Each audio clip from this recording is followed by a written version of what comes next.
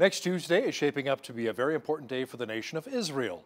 Another big Israeli legislative election will be taking place. Joining me now to discuss this is David Rubin, former mayor of Shiloh, Israel. He's author of the book as well, Trump and the Jews. David, welcome back to BCN. Thank you. Good to be with you, Hal. David, can you explain to our viewers why Israel is having another national election just a few months after the last one? Well, it's a little bit complicated. Israel has a very unwieldy parliamentary system in which there are a lot of political parties. There are two major parties, but neither of those parties has a majority in parliament.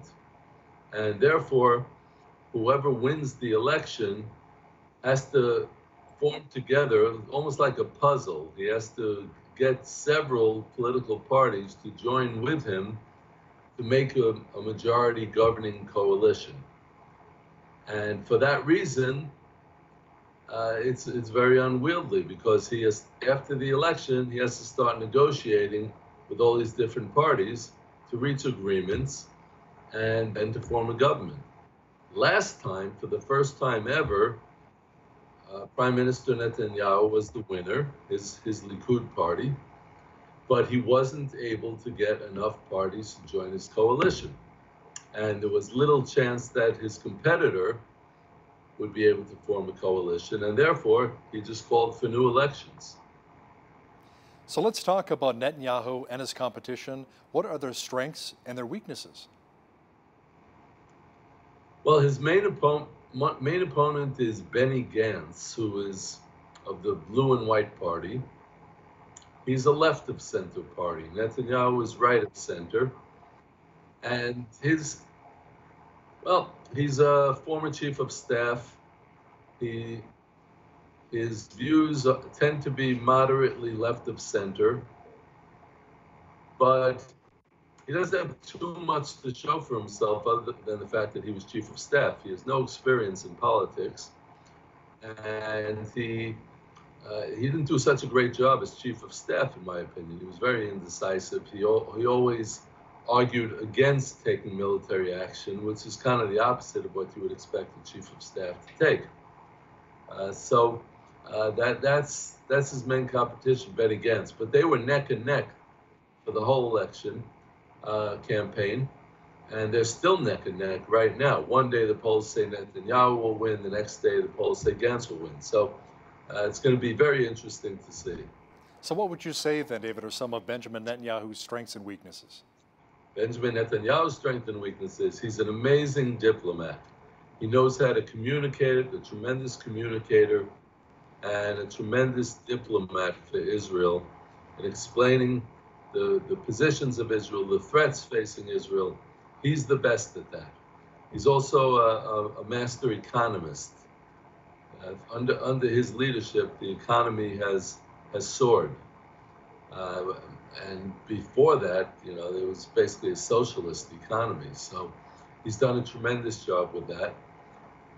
He's occasionally wishy-washy on certain positions, such as settling the entire land of Israel, rebuilding the entire land of Israel, which I believe should be done, and should be done without any hesitation. So he's a little bit weak on that. But overall, he's been a good leader for Israel. How about some of the controversy of potentially accepting bribes in the past for Benjamin Netanyahu? Do you think that will really impact him this election? Well, basically, he's being charged with things that several past leaders have also done, but they were never charged for it because they're on the left side of the political spectrum. Nonetheless, he is being charged for it, and no one can say that they're not serious charges if it goes through. But we don't know if it's going to go through. And actually, in Israel, the law says that until you're convicted of a crime, you're allowed to remain prime minister. So I think that's what's going to happen here. So innocent until proven guilty, as it should be in the court, a court of law and court of opinion. Now, David, I know it's a fairly tight race so far. What are the latest election polls telling us? Well, the polls are are saying that Netanyahu and Gantz are neck and neck. But the two of them, only each of them has about half of what they would need to form a governing coalition, which means that they would have to negotiate with the parties to the right of center and the parties to the left of center in order to get their governing coalition. It's not going to be so simple. So how accurate are the pollsters in Israel? Are they fairly close or way out to lunch? Well, the pollsters in Israel tend to lean left of center, and very often they make bad predictions. They're generally okay, but but very often they make bad predictions. I remember Netanyahu's first election campaign in 1996. I remember going to sleep at about 12:30, 1 o'clock. The projections were saying that his opponent, Shimon Peres, of the left-wing Labor Party, was the winner. And they even showed videos of at Labor Party headquarters of them celebrating and singing and dancing. But when we woke up in the morning, it said that Netanyahu won. So, once the final results were collected. So even the polling, the exit polling wasn't accurate. And we found out that Netanyahu was indeed the winner. So David, in your opinion, what are some of the top election issues for Israel? I would venture to guess that perhaps national security tops the list? National security is at the top of the list, always has been, always will be. The issues tend not to be domestic, but rather international, because we're a tiny state about the size of New Jersey, and that's even including the so-called West Bank, Judea and Samaria, and the Jerusalem hills. So, Israel tends to be security focused. We have all the terrorism, and Netanyahu has a reputation as being Mr. Security. So, and he certainly has cultivated that reputation, and he's done a pretty good job, I must say, on the left side of the spectrum. When a left-wing leader has been in power, the terrorism has been rampant. So yes, security is the top of the list. People do care about the economy. They care about their children's education, and religion is sort of a combative issue also, because there's another party, the third largest party according to the polls, which is called Israel Our Home, which is headed by Victor Lieberman, and he has been very anti-religious in his campaign, just promising that he will fight against the religious people and do away with any influence that they have. And he's even saying there is no way he will enter a coalition in which religious people will be in the coalition. So he wants to see a secular state. Oh, yes. And Israel is anything but a secular state. It's become more religious as time has gone on. But the problem is that Lieberman holds the balance of power, if he is indeed the third largest party. So what I say is we have to wait and see the election results, because sometimes there are surprises. I understand that Israel does have a problem with income inequality, with a significant portion of the population struggling financially, especially since Israel has a very high cost of living. Can you talk a bit about that, David? Well, we do have a high cost of living, and if you want to compare it to Canada, the cost of living in Israel is higher than the cost of living in Canada, and the salaries are much lower. But people, I remember when I first came to Israel, the first time about 35 years ago, and so someone who I was talking to, and he said to me, one of the amazing miracles about Israel is that we make so little, we earn so little, and we manage to get by.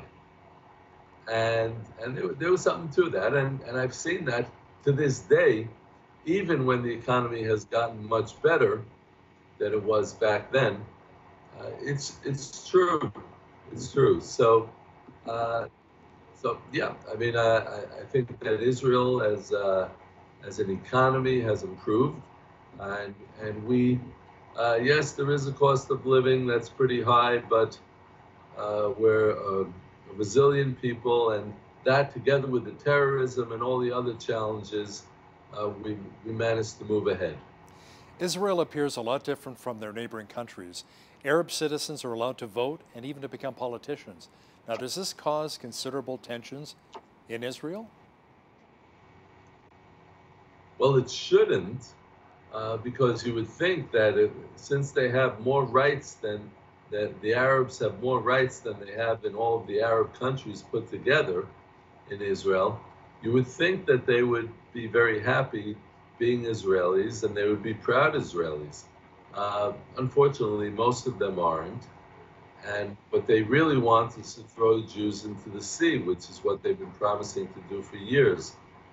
So there are some Arabs that live peacefully and happily as citizens of the state of Israel, but there are others that are constantly at odds with us, and constantly trying to make trouble. They make demands that are very unreasonable, and that's kind of sad, because if you live in a country, you would hope that the people that live in a country would be patriotic and would support at least the basic values of the country.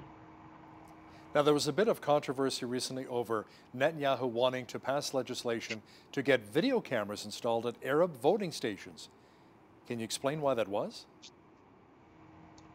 Well, he wanted to have video cameras in all voting stations, not in the voting booth, obviously, uh, but in the room where people go to vote, because there was a lot of ballot stuffing and a lot of questionable practices in certain areas, including a lot of the Arab areas, and there were complaints and there was a lot of friction.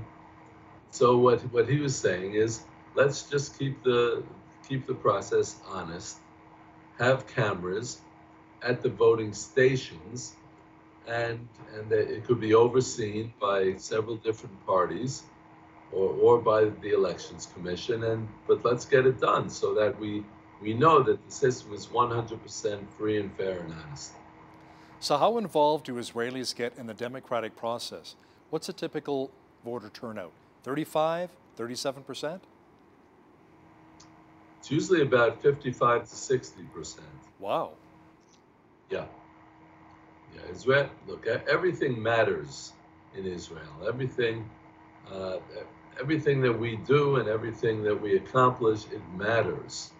It's not a. When you're in a big country like Canada, sometimes people can become rather apathetic. But in Israel, where this tiny country, we're surrounded by an Arab landmass of about 700 times our landmass, and most of them want to kill us and wipe us out. So you can't be complacent with that. You have to care and you have to be involved. Is there possibility of a Trump factor as well? Will he tweet something maybe outrageous to influence the Israeli election? Well, I don't know about his tweets, but uh, Israelis usually can see through that. Israelis know what has been done. You know, we're very practical people. Also, we look at accomplishments, and President Trump's accomplishments in strengthening the America-Israel relationship have been tremendous. From the moving of the American embassy to Jerusalem, uh, the, the recognition of the Golan Heights as Israel's sovereign territory. The Golan Heights, which is a strategic area in the mountains that overlooks the entire Galilee. And if we didn't have the Golan Heights, they'd be dropping missiles on the Golan Heights, on the Galilee every day. And of course, shutting the PLO embassy in Washington and holding back payments from the Palestinians because they are sponsoring terrorism. So Yeah, I could go on, and I did in my book, Trump and the Jews.